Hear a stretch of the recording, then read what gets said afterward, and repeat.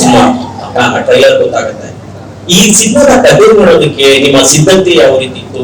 ಯಾವ ಶತಮಾನದ ಕಥೆ ಹೇಳ್ತಾ ಇದ್ದೀರಾ? ಜೊತೆಗೆ ಈ ಸಿನಿಮಾದಲ್ಲಿ ನೀವು ಕಳರಿ ಪಟ್ನ ಮಾಡಿದ್ರ, ನಿಮ್ಮ ಮೈಕಿಂಗ್ ಅಲ್ಲಿ ಗೊತ್ತಾಗುತ್ತೆ.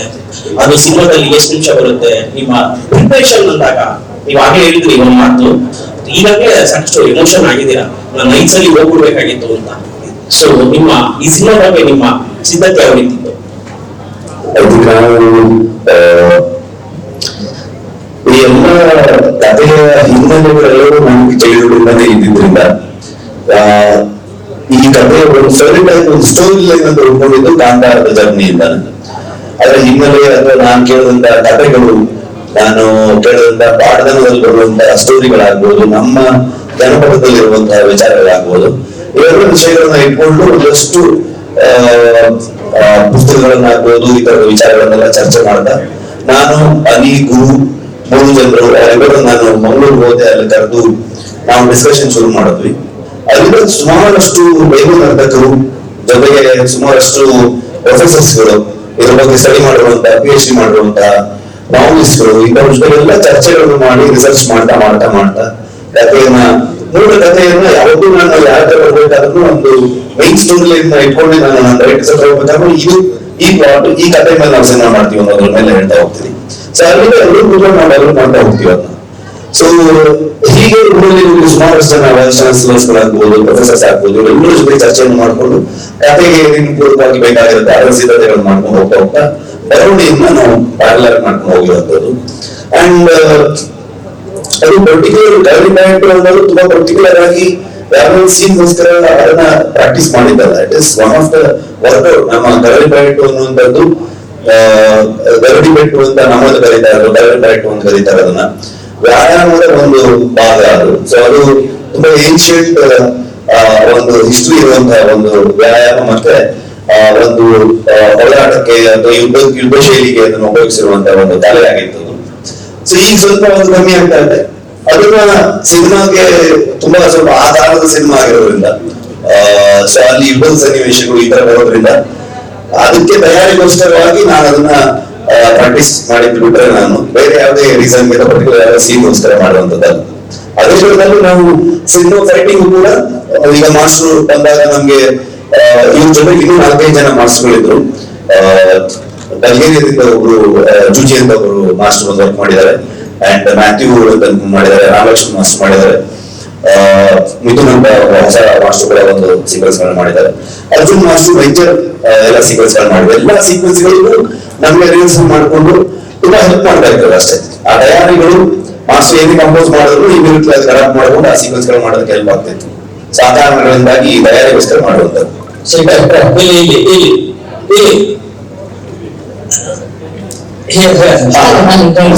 ಪ್ರಶ್ನೆ ಅಶೋಕ್,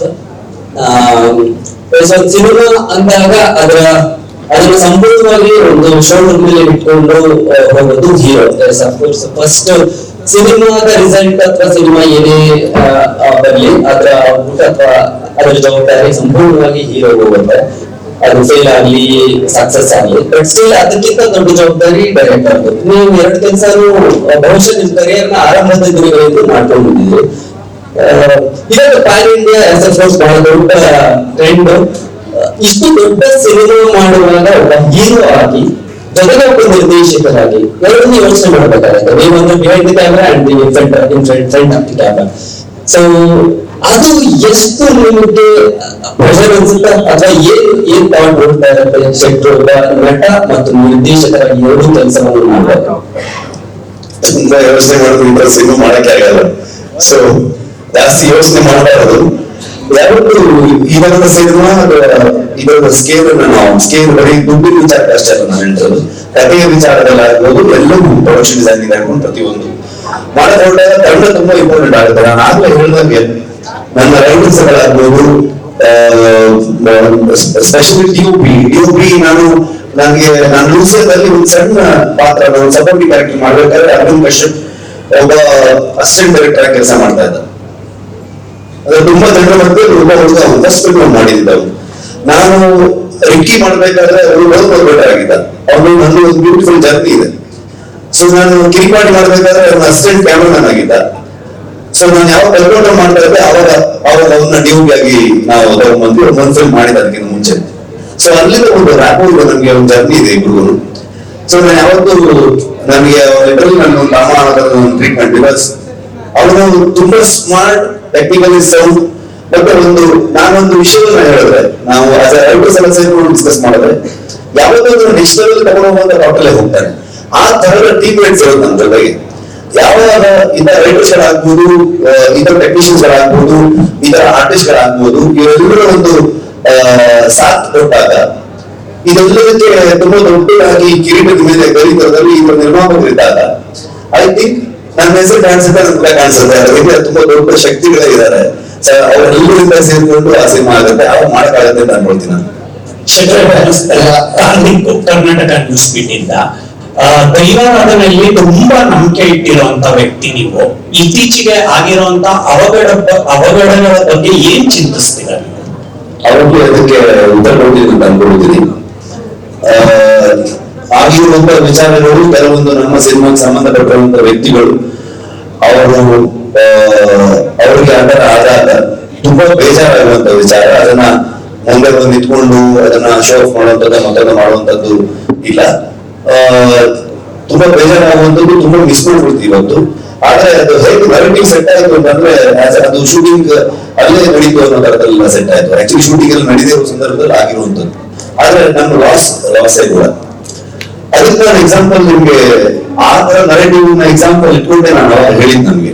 ಅಂದ್ರೆ ಅವಘಡಗಳು, ಅಪಘಾತಗಳು ಇದನ್ನ ಒಂದು ರೀತಿ ಹೋಗ್ತಾ ಇದ್ರೆ ನಾನೇ ಏನ್ ಆಗ್ತಿದ್ದೆ ಅನ್ನೋದು ನಿಮ್ಗೆ ಅವರಷ್ಟೇ ಹೇಳಿದ ನಾನು ಅದರಿಂದ ಆಚೆ ಬಂದೆ, ಅದನ್ನ ಬದುಕಿ ಬಂದಿದ್ದೀನಿ ಅಂತಂದ್ರೆ ಅದು ನನಗೇನು ಆಗಿಲ್ಲ, ಅದು ನಮ್ಮ ಇಡೀ ತಂಡದಲ್ಲಿ ಯಾರು ಏನು ಆಗದೆ ಎಲ್ಲರೂ ಇಷ್ಟು ಜನರು ಇಷ್ಟು ವರ್ಷ ಕೆಲಸ ಮಾಡ್ಬೇಕಾದ್ರೆ ಸರ್ವೇ ಸಾಧಾರಣದಲ್ಲಿ ಒಂದ್ ಸಣ್ಣ ಫಂಕ್ಷನ್ ಮಾಡ್ತಿರ್ಬೇಕಾದ್ರೆ ಏನಾದ್ರು ಹೆಚ್ಚು ಕಮ್ಮಿ ಆಗುತ್ತೆ ಇರುತ್ತೆ. ಅಂತದ್ದು ಇರ್ಬೇಕಾದ್ರೆ ಈಗ 3 ವರ್ಷ ನಾವು ಕೆಲಸ ಮಾಡ್ಬೇಕಾದ್ರೆ ನಿಜವಾಗ್ಲೂ ಆ ದೈವ ಶಕ್ತಿ ನಮ್ ಹಿಂದೆ ನಿಂತು ನಮ್ ಇಡೀ ತಂಡವನ್ನ ಇಲ್ಲಿವರೆಗೂ ಮುನ್ನಡೆಸ್ಕೊಂಡು ಬಂದಿರಲಿಲ್ಲ ಅಂದ್ರೆ ಖಂಡಿತವಾಗಿ ಸಿನಿಮಾ ಕಂಪ್ಲೀಟ್ ಮಾಡಕ್ಕಾಗ್ತಿರ್ಲಿಲ್ಲ. ಅಷ್ಟು ಟಾಸ್ಕ್ಗಳಿತ್ತು ನಮ್ಗೆ, ಅಷ್ಟು ಎಫರ್ಟ್ ಹಾಕ್ಬೇಕಾಗಿತ್ತು. ಅದು ರಾತ್ರಿ ನಾವು ಫೇಸ್ ಮಾಡೋದು ಏನ್ ಗೊತ್ತಾಗ ಮಾಧ್ಯಮದಲ್ಲಿ ಕೂತು ಒಂದು ಮೀಡಿಯಾ ಮುಂದೆ ನಾವು ಅದನ್ನ ಹೇಳೋದಕ್ಕೆ ಬರಲಿಲ್ಲ. ಅದಕ್ಕೆ ಅದು ನಮ್ಮ ಎಕ್ಸ್ಪೀರಿಯನ್ಸ್ ಅನುಭವ ಅಷ್ಟೇ ಬರ್ಬೇಕದು. ಹಾಗಾಗಿ ಎಲ್ಲರೂ ಎಕ್ಸ್ಪೀರಿಯನ್ಸ್ ಕೇಳೋದು ಫ್ರೇಮ್ ಮಾಡೋಕ್ಕಾಗಲ್ಲ. ಐ ಥಿಂಕ್ ನಾನೇ ಎಕ್ಸಾಂಪಲ್ ಅದಕ್ಕೆ. ಇಲ್ಲಿ ಬಂದಿದ್ದೀವಿ ಅಂತಂದ್ರೆ ದೈವಶಕ್ತಿ ಏನು ನಮ್ಮ ಹಿಂದೆ ಇತ್ತು, ನಮ್ಗೇನೋ ನಮ್ಮನ್ನ ಸಪೋರ್ಟ್ ಮಾಡ್ಕೊಂಡು, ನಮ್ಮನ್ನ ಪುಷ್ ಮಾಡ್ಕೊಂಡು, ನಮ್ಮನ್ನ ಕಾಪಾಡ್ಕೊಂಡು ಮೂವ್ ನಡ್ಸ್ಕೊಂಡು ಬರ್ತಾ ಇದ್ದಾರೆ ಅಂತ ಫೀಲಿಂಗ್ ಅಲ್ಲೇ ಬಂದ್ವಿ ನಾವು. ಕಾಂತಾರ ಬಂದಾಗ ಕಾಂತಾರ ಬಂದಾಗ ಅಷ್ಟು ದೊಡ್ಡ ನಿರೀಕ್ಷೆ ಆಗುತ್ತೆ ಅಂತ ನಿಮಗೂ ಕೂಡ ಗೊತ್ತಿಲ್ಲ. ಇವತ್ತು ಕಾಂತಾರ ಅಧ್ಯಾಯ 1 ಮಾಡ್ಬೇಕಾದ್ರೆ ಆ ನಿರೀಕ್ಷೆಯನ್ನ ನೀವು ಮತ್ತೆ ದೊಡ್ಡ ಇಟ್ಕೊಳ್ಬೇಕು ಅನ್ನೋ ಜವಾಬ್ದಾರಿ ನಿಮ್ಮಲ್ಲಿದೆ. ಅದ್ ನಿಟ್ಟಲ್ಲಿ ಯಾವ ರೀತಿ ಕೆಲಸ ತಯಾರಿ? ನನ್ನ ಫಸ್ಟ್ ಫೆಸಿಲಿಟಿನೂ ನೋಡ್ತಾ ಇದ್ದಾರೆ. ಅವತ್ತಿಂದ ಹೇಳಿದ್ದು ಇರೋ ವಿಷಯ, ನಾನು ಎಕ್ಸೈಟ್ಮೆಂಟ್ ಎಕ್ಸ್ಪೆಕ್ಟೇಷನ್ ಏನೂ ಇರಲಿಲ್ಲ ನನಗೆ. ನನ್ನ ಕೆಲಸ ಕಂಟೆಂಟ್ ಪ್ರೊಡ್ಯೂಸರ್ ಡೇಟಿಂಗ್ ನಾವೆಲ್ಲ ಅಪ್ಲೋಡ್ ಮಾಡಬೇಕು. ಅದಕ್ಕೆ ನಾವು ಇಡೀ ತಂಡ ಇವತ್ತು 38 hours 48 hours ಈಗ ನಿದ್ದೆ ಬಿಟ್ಕೊಂಡು ಕೆಲಸ ಮಾಡ್ತಾ ಇದ್ದಾರೆ ಕಂಟಿನ್ಯೂಸ್ ಆಗಿ. ಅದು ಮುಗಿದ್ಮೇಲೆ ನಮ್ದು ಯಾರು ಅನ್ಬಿಡಲ್ಲ, ಸಿನಿಮಾ ಕಂಪ್ಲೀಟ್ಲಿ ಜನರದ್ದು. ಅವ್ರು ಹೇಗೆ ತಗೊಂಡ್ರೆ ಅನ್ನೋದನ್ನು ನಾವು ಕಾಯ್ತಾ ಇರ್ತೀವಿ ಅಷ್ಟೇ. ಅವ್ರಿಗೆ ಏನ್ ಅನ್ಸುತ್ತೆ ಕಾಯ್ತಾ ಇರ್ತೀವಿ ನಾವು. ಆ ವಿಷಯದಲ್ಲಿ ಒಂದು ಕಾತುರತೆ ಇರುತ್ತೆ ನಮ್ಗೆ. ಯಾವ ತರದ್ದು ತಗೊಳ್ತಾರೆ ಈ ಫಿಲ್ಮ್, ಇದ್ರ ಬಗ್ಗೆ ಏನ್ ಕ್ರಿಟಿಕ್ಸ್ ಬರ್ಬೋದು, ಎಷ್ಟು ಇಷ್ಟ ಪಡ್ಬೋದು, ಯಾವ್ದಾದ್ರು ವಿಷಯಗಳು ಇಷ್ಟ ಆಯ್ತು ಅವ್ರಿಗೆ, ಯಾವ ತರದಲ್ಲಿ ನೋಡಿದ್ರು ಆ ಫಿಲ್ಮ್ ನಾನು ಬರೋದಿರುತ್ತೆ. ಬಿಟ್ರೆ ಬೇರೆ ಯಾವ್ದು ಆಂಗಲ್ ನಾನು ಯೋಚನೆ ಮಾಡೋದಕ್ಕೆ ಹೋಗೋದಿಲ್ಲ. ಸೊ ಬಟ್ ಅದೊಂದು ಬರ್ಡನ್ ಆಗ್ಬಾರ್ದು, ಒಂದು ಜವಾಬ್ದಾರಿ ಆಗ್ಬೇಕು ಅಷ್ಟೇ. ನಾವು ಕೆಲಸ ಮಾಡ್ತಾ ಆಸ್ ಎ ಪ್ರೊಡಕ್ಷನ್ಸ್ ಈ ಸಿನಿಮಾನ ಹೇಗೆ ಶೂಟ್ ಮಾಡ್ಬೇಕು ಅನ್ನೋದು, ಹೇಗೆ ಮೌಂಟ್ ಮಾಡ್ಬೇಕು ಅನ್ನೋದು ಒಂದು ಐಡಿಯಾ ಇರುತ್ತೆ. ಅದ್ರ ಟೀಮ್ ನಮ್ಗೆ ಈ ಸಿನಿಮಾ ಯಾವ ತರ ತರಬೇಕು ಅನ್ನೋದು ಒಂದು ಐಡಿಯಾದಲ್ಲಿ ಹೋಗ್ತೀವಿ ನಾವು. ಕಿರಣ್ ವಿಜಯ ಕರ್ನಾಟಕದಿಂದ ಸರ್, ಕನ್ನಡದಿಂದ ಈ ಸಿನಿಮಾ ಆಗಿದೆ ಅಂತ ನೀವು ಮೆನ್ಷನ್ ಮಾಡಿದ್ರಿ. ಆದ್ರೆ ಟ್ರೈಲರ್ ನಲ್ಲಿ ನಾವು ಅಬ್ಸರ್ವ್ ಮಾಡ್ತೀವಿ ಕರಾವಳಿಯ ಕನ್ನಡನ ಬಳಸೋದಕ್ಕೆ ಎಲ್ಲರೂ ಹಿನ್ನೆಲೆ ಇದೆಯಾ ಅಂತ. ಕಥೆಯೇ ಕರಾವಳಿಯಾಗಿದ್ದಾಗ ಅದು ಕರಾವಳಿ ಕನ್ನಡ ಇಲ್ಲೇ ಇರುತ್ತೆ, ಅಥವಾ ಅಲ್ಲಿದ್ದು ಕರಾವಳಿ ಭಾಗ ಅಥವಾ ತುಳುನಾಡು ಅಂತೆಲ್ಲ ಏನು ತಗೊಳ್ತೀವಿ. ಅದು ತುಳು ಸಂಬಂಧಪಟ್ಟಂತ ವಿಚಾರಗಳಿದ್ದಾಗ ತುಳುವೆಲ್ಲ ಬರುತ್ತೆ. ಕರಾವಳಿ ಕನ್ನಡದ ಕಥೆ ಆಗಿರೋದ್ರಿಂದ ಅದು ಕರಾವಳಿ ಭಾಷೆಯಲ್ಲಿ ಇರುತ್ತೆ. ಅಂದ್ರೆ ಸಾವಿರಾರು ವರ್ಷಗಳ ಹಿಂದಿನ ಕಥೆ ಆಗಿರೋದ್ರಿಂದ ಕನ್ನಡ ಆಗೂ ಕೂಡ ಹಾಗೆ ಇತ್ತ ಅಥವಾ ಅದಕ್ಕೆ ರೆಫರೆನ್ಸ್ ಇದೆಯಾ ಅಂತ? ರೆಫರೆನ್ಸ್ ಹುಡುಗರು ನಿಮ್ಗೆ ಇವತ್ತು ಯಾವುದೇ ಒಂದು ವಿಚಾರ ಇರುತ್ತೆ, 10 ಆಂಗಲ್ಗಳಿರುತ್ತೆ, 10 ಡೈರೆಕ್ಷನ್ ಇರುತ್ತೆ. ಸೊ ಯಾವುದೇ ರೀತಿಯಲ್ಲೂ ಕೂಡ ನಾವು ವಾದ ಮಾಡ್ತಾ ಹೋಗ್ಬೋದು. ನಾವು ಆ ಕಾಲಘಟ್ಟದ ಕಥೆಯನ್ನ ಇವತ್ತಿನ ಜನರೇಷನ್ಗೆ ನಾವು ಹೇಳ್ತಿರೋದ್ರಿಂದ ಇವತ್ತಿನ ಜನರಿಗೆ ಅರ್ಥ ಆಗೋದಿದ್ದು ಹೇಳ್ಬೋದು. ಒಂದು ಥಾಟ್ ಇತ್ತು ನನಗೆ, ಕುಂದಾಪುರ ಕನ್ನಡದಲ್ಲಿ ಹೇಳಿದ್ರೆ ಹೆಂಗೆ ಅಂತ. ಅವ್ರ ಒಂದು ಹೆಚ್ಚಿನ ಅರ್ಥ ಆಗ್ತಾ ಹೋಗ್ಬೋದು, ಬರೀ ಕುಂದಾಪುರ ಭಾಗದವರಿಗೆ ಅಥವಾ ಕುಂದಾಪುರ ಭಾಗದ ಪರಿಚಯವಾಗಿ ಅರ್ಥ ಆಗ್ಬೋದು. ಸೊ ಹಾಗಾಗಿ ಏನ್ ಬೇಕಾದ್ರೂ ಹೇಳ್ಬೋದು. ಆದ್ರೆ ಇವತ್ತಿನ ಜನರೇಷನ್ಗೆ, ಇವತ್ತಿನ ಜನರಿಗೆ, ಇವತ್ತಿನ ಪ್ರೇಕ್ಷಕರಿಗೆ ಅರ್ಥ ಮಾಡಿಸ್ಬೇಕಂತಂದಾಗ ಒಂದು ಸಿನಿಮಾಟಿಕ್ ಲಿಬರ್ಟಿಯನ್ನು ತಗೊಳ್ತೀವಿ ನಾವು, ಇಲ್ಲ ಅಂತಲ್ಲ. ಸೊ ಆ ನಿಟ್ಟಲ್ಲಿ ಹೋಗ್ತೀವಿ. ಮತ್ತೆ ಮಂಗಳೂರು ಕನ್ನಡ, ಕರಾವಳಿಯಲ್ಲಿ ಉಪಯೋಗಿಸುವಂತ ಕನ್ನಡ ಹೆಚ್ಚಿನ ಅಂಶವಾಗಿ ಅದು ಒಂದ್ ಸ್ವಲ್ಪ ಮುಖ್ಯವಾಗಿ ಒಂದು ಕರ್ನಾಟಕ ಕನ್ನಡ ಅನ್ನೋ ತರದಲ್ಲಿ ಹೇಳ್ತೀವಿ ನಾವು. ಅಂದ್ರೆ ಓದ್ಬೇಕಾದ್ರೆ ಹೇಗಿರುತ್ತೆ, ನಾವು ಮಾತಾಡ್ಬೇಕಾದ್ರೆ ಅಷ್ಟು ಸ್ವಲ್ಪ ಸ್ಪಷ್ಟವಾಗಿ ಅದನ್ನ ಬಿಡಿಸಿ ಮಾತಾಡ್ತಾರೆ ಅನ್ನುವಂಥದ್ದು. ಆ ಕಾರಣಕ್ಕೆ ಕನ್ನಡಕ್ಕೆ ಇಷ್ಟು ದೊಡ್ಡ ಹಿಸ್ಟ್ರಿ ಇರ್ಬೇಕಾದ್ರೆ ಆಗಿನ ಕಾಲದಲ್ಲೂ ಕೂಡ ಈ ತರದಲ್ಲಿ ಇರ್ಬೋದು ಅನ್ನುವಂಥದ್ದು. ಸೊ ಹಳೆ ಕನ್ನಡಗಳನ್ನ ರೆಫರೆನ್ಸ್ ಪಾಯಿಂಟ್ ಅಲ್ಲಿ ಇಟ್ಕೊಂಡು ಕೂಡ ಹೋಗ್ಬೋದು. ಅಂದ್ರೆ ಬೇರೆ ಭಾಷೆಗಳಿಗೂ ಡಬ್ಬಾಗಿರೋದ್ರಿಂದ ಅಲ್ಲಿಯ ಪರ್ಟಿಕ್ಯುಲರ್ ಯಾವ್ದಾದ್ರು ಭಾಷೆಗಳಂತ ಲ್ಯಾಂಗ್ವೇಜ್ ನ ಬಳಸಿರೋ ಕಳೆದ ಬಾರಿಯೂ ಕೂಡ ಎಲ್ಲಾ ದೈವದ ನುಡಿಗಳಾಗ್ಬೋದು, ತುಳುವಲ್ಲಿ ಬಂದಂತ ಎಲ್ಲಾ ವಿಚಾರಗಳಾಗ್ಬೋದು, ಅಥವಾ ಜನಪದ ಹಾಡುಗಳಾಗ್ಬೋದು, ಎಲ್ಲವೂ ತುಳುವಲ್ಲೇ ಇತ್ತು, ಇವತ್ತಿಗೂ ತುಳುವಲ್ಲೇ ಇರುತ್ತೆ. ಇನ್ನು 50 ಹಾಡುಗಳು ತುಳುವಲ್ಲಿ ಅಥವಾ ಮಂಗಳೂರು ಕನ್ನಡದಲ್ಲಿ ಇದ್ರೆ ಅಥವಾ ಕರಾವಳಿ ಕನ್ನಡದಲ್ಲಿ ಇದ್ರೆ ಹಂಗೆ ಇರುತ್ತೆ. ಉಳಿದ ವಿಚಾರಗಳನ್ನು ಚೇಂಜ್ ಮಾಡ್ತೀವಿ. ಪ್ಲಾನಿಂಗ್ ಅಂದ ತಕ್ಷಣ ಯಾವುದು ಯಾವ ಮೂಲ ಎಲ್ಲಿಯ ಕಥೆಯನ್ನು ಹೇಳ್ತೀವಿ ಅನ್ನೋದು ಚೇಂಜ್ ಆಗೋದಿಲ್ಲ ಕಾಂತಾರ ವಿಚಾರದಲ್ಲಿ. ಈಗ ಇನ್ನೊಂದು ಬೇರೆ ಸ್ಕೇಲ್ ಫಿಲ್ಮ್ ಅಥವಾ ಪ್ಯಾನಿಕ್ ಫಿಲ್ಮ್ ಆದ್ರೆ ಅವಾಗ ಅದನ್ನು ಬದಲಾಯಿಸಬಹುದು, ಅಲ್ಲಿನ ನೆಗೆಟಿವಿಟಿ ಪ್ಯಾಟರ್ನ್ ಆಗಿ. ನಾವು ಇದು ಹೇಳ್ಬೇಕಾದ್ರೆ ಇದೇ ನೆಗೆಟಿವಿಟಿಯನ್ನ ಹೇಳ್ಬೇಕಾಗುತ್ತೆ. ಅಂದ್ರೆ ಈ ಕಥೆಯನ್ನು ಹೇಳುವಾಗ ನೀವು ಲೈಫ್ ರಿಸ್ಕ್ ಮಾಡ್ಕೊಂಡ್ರಿ ಅಂತ ಹೇಳಿದ್ರು, ಅದು ಅಷ್ಟು ಅವಶ್ಯಕತೆ ಇಂತ ಈ ಕಥೆಗೆ ಅಂತ ಅಲ್ಲ, ಲೈಫ್ ಯಾವತ್ತೂ ರಿಸ್ಕ್ ಅಲ್ಲಿ ಇರುತ್ತೆ. ಲೈಫ್ ಯಾವತ್ತೂ ರಿಸ್ಕ್ ಅಲ್ಲಿ ಇರುತ್ತೆ. ನಾವು ಯಾವುದು ಶಾಶ್ವತ ಅಲ್ಲ. ಆದ್ರೆ ಒಂದು ಸಿನಿಮಾದ ಬಗ್ಗೆ ಒಂದು ನರೇಟಿವ್ ಸೆಟ್ ಆಯ್ತಲ್ಲ, ಆ ಪಾಯಿಂಟ್ ಅಲ್ಲಿ ಹೇಳ್ಬೇಕಾದ್ರೆ ನಾನು ಹೇಳಿದ್ದನ್ನು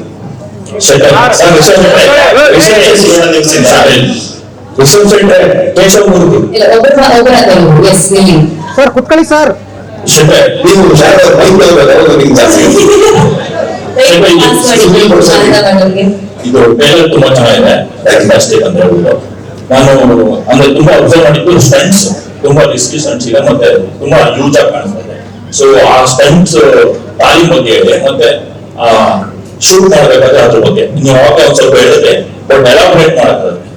ಅದು ತುಂಬಾ ಅಂದ್ರೆ ನಾವು ಇಷ್ಟು ಮಾತಾಡ್ತೀವಿ ನಾರ್ಮಲಿ, ಅದೇ ಜಾಸ್ತಿ ಮಾತಾಡೋದು ಬೇಡ ಅನ್ನೋ ಥಾಟಲ್ಲಿ ಇದೀವಿ ಅನ್ಸೋದಿಲ್ಲ. ನಾನು ಮಾಸ್ಟರ್ ಅವಾಗ ಅರ್ಜುನ್ ಮಾಸ್ಟರ್ ಅವಾಗ ಎಕ್ಸ್ಪ್ಲೈನ್ ಮಾಡಿದ್ರು. ಐ ಥಿಂಕ್ ನೀವು ಸಿನಿಮಾ ಎಕ್ಸ್ಪೀರಿಯನ್ಸ್ ಮಾಡಿದ್ರೆ ಒಳ್ಳೇದು ನನ್ನ ಒಪಿನಿಯನ್. ಸೊ ನಾವು ಮಾತಾಡಿ ಅದಕ್ಕೆ ಇನ್ನೇನು ಹೇಳೋದಕ್ಕಿಂತ ನೀವು ಹೇಗಿದೆ ಹಾಗೆ ಅದನ್ನು ತಗೊಳ್ಳೋದು ನೋಡೋದು ತುಂಬಾ ಚಂದ ಅಂತ ಅನ್ಕೊಳ್ತೀವಿ. ಮೇಕಿಂಗ್ ಅಲ್ಲೂ ಕೂಡ ನಾವು ತೋರಿಸಿದೀವಿ, ನಾವು ಯಾವ ತರದಲ್ಲಿ ಎಫರ್ಟ್ ಹಾಕಿದೀವಿ, ಯಾವ ತರದಲ್ಲಿ ಅದನ್ನ ಕೆಲಸ ಮಾಡಿದೀವಿ ಅಂತ. ಇಡೀ ತಂಡವಾಗಿ ಒಟ್ಟಾರೆ ನಾವು ಅದ್ರ ಮೇಲೆ ಇನ್ನೂ ಬೆಟರ್ ಮಾಡ್ಬೇಕು, ಇನ್ನು ಜಾಸ್ತಿ ಎಂಟರ್ಟೈನ್ ಮಾಡ್ಬೇಕು, ಇನ್ನೂ ಒಂದು ಸ್ಟೆಪ್ ಜಾಸ್ತಿ ಹೋಗ್ಬೇಕು ಅನ್ನೋಂತ ಥಾಟ್ ಇಟ್ಕೊಂಡು ಕೆಲಸ ಮಾಡಿದೀವಿ. ಅದ್ರ ನೋಡಿ ಹೇಗಿದೆ ಅಂತ ನೀವು ಹೇಳ್ಬೇಕು. ವಿಜಯ್ ಸರ ನ್ಯೂಸಿಂದ ಈ ಸಿನಿಮಾ ಅಂತ ಬಂದಾಗ ಎಂಟರ್ಟೈನ್ಮೆಂಟ್ ಜೊತೆಗೆ ಎಜುಕೇಟ್ ಕೂಡ ಮಾಡುತ್ತೆ. ಈ ಸಿನಿಮಾ ನೋಡಿದಾಗ ಸಾಕಷ್ಟು ವಿಶೇಷತೆಗಳು ಕಾಣಿಸ್ತಾ ಹೋಗುತ್ತೆ, ಹೊಸತನ ಕಾಣಿಸ್ತಾ ಹೋಗುತ್ತೆ. ಸೊ ನೀವು ಹೇಗೆ ಈ ಒಂದು ಸಿನಿಮಾ ಮಾಡೋ ಸಮಯದಲ್ಲಿ ಎಜುಕೇಟ್ ಆಗ್ತಾ ಹೋಗ್ತೀವಿ ಅಂತ ಪ್ರತಿದಿನ ಆಗ್ತಾ ಹೋಗ್ತೀನಿ ನಾನು. ಅಂದ್ರೆ ಅದು ನಿಲ್ಲೋದಿಲ್ಲ ಅಂತ ಅನ್ಕೊಳ್ತೀನಿ ನಾನು. ಕಲಿಯುವುದು ಎಲ್ಲಿವರೆಗೂ ನಾವು ಕಲಿತಾ ಇರ್ತೀವಿ ಅಲ್ಲಿವರೆಗೆ ಮುಂದೆ ಹೋಗ್ತೀನಿ ಅಂತ ಅನ್ಕೊಳ್ತೀನಿ ನಾನು. ಇನ್ನೂ ಕಲಿತಾ ಸೊ ಪ್ರತಿಯೊಬ್ಬರಿಂದನೂ ಕಲಿತಾ ಹೋಗ್ತೀವಿ. ಈ ಸಿನಿಮಾದಲ್ಲಿ ಸುಮಾರಷ್ಟು ವಿಚಾರಗಳು, ನಮ್ಮ ಹಿಂದಿನ ಪರಂಪರೆ ಆಗ್ಬೋದು, ನಮ್ಮ ಮೂಲ ಆಗ್ಬೋದು, ಎಷ್ಟು ರಿಚ್ ಆಗಿತ್ತು ನಮ್ಮ ಕಲ್ಚರ್, ಇವೆಲ್ಲ ವಿಚಾರಗಳನ್ನ ತಿಳಿಯುವಂತ ಅವಕಾಶ, ಹೆಚ್ಚು ವಿಚಾರಗಳ ಬಗ್ಗೆ ಓದುವಂತ ಅವಕಾಶ, ಕೇಳುವಂತ ಅವಕಾಶ, ಕೆಲಸ ಮಾಡ್ತಾ ಪ್ರತಿ ಮನುಷ್ಯನ ಅದು ಒಂದು ಬೇರೆ ಒಂದು ದಾರಿಗೆ ತಗೊಂಡು ಹೋಗ್ತಾ ಹೋಗುತ್ತೆ ಅಂತ ಅನ್ಸುತ್ತೆ. ವಿಜಯ್ ಸರ್, ಟಿಕೆಟ್ ವಿಚಾರಕ್ಕೆ ಸಂಬಂಧಪಟ್ಟಾಗೆ ಇತ್ತೀಚಿನ ಬೆಳವಣಿಗೆಗಳ ಬಗ್ಗೆ ನಿಮ್ಮ ಅಭಿಪ್ರಾಯ ಏನು? ಮತ್ತೆ ನೀವು ಕೂಡ ಹುಂಬಾಳಿ ಪ್ರೊಡಕ್ಷನ್ ಕಡೆಯಿಂದ ಟಿಕೆಟ್ ಪ್ರೈಸ್ ಹೆಚ್ಚಿನ ವಿಡಿಯೋಗಳಿಗೆ ಪ್ರತಿಧ್ವನಿ ಯೂಟ್ಯೂಬ್ ಚಾನೆಲ್ ಸಬ್ಸ್ಕ್ರೈಬ್ ಮಾಡಿ, ಬೆಲ್ ಐಕಾನ್ ಕ್ಲಿಕ್ ಮಾಡಿ.